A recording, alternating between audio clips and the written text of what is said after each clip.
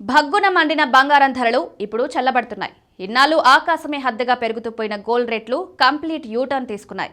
ఒక్క రోజులో 9,000 పడిపోవడంతో బులియన్ మార్కెట్లో కాస్తంత రిలీఫ్ కనిపిస్తోంది. ఈ నెల 16న 24 క్యారెట్ల తులం బంగారం 1,36,000 ధర పలికింది. ఈ 1,50,000 టార్గెట్గా పసిడి పరుగులు తీస్తుందని అంతా భావించారు. కానీ జరిగింది వేరు.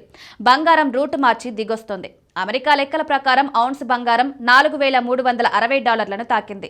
2 రోజులు అక్కడే చక్కర్లు కొట్టి ఒక్కసారిగా టప్మని పడిపోయింది. 2 రోజుల్లో $300 తగ్గింది. ఇంకా తగ్గుతుందన్న టాక్ ఉంది. ప్రస్తుతం హైదరాబాద్లో బంగారం ధర 125,880కి చేరింది. కిలో వెండి ధర 174,900కు చేరింది. వెండి ఒకానొక దశలో 188,000కు చేరుకుని ఇప్పుడు 15,000 వరకు దిగొచ్చింది. మరికొన్ని రోజుల్లో బంగారం ధరలు ఇంకా పడిపోయే అవకాశాలున్నాయి. దీనికి అనేక కారణాలు కనిపిస్తున్నాయి. ట్రంప్ పేల్చిన బాంబుతో బంగారం పడిపోతుంది.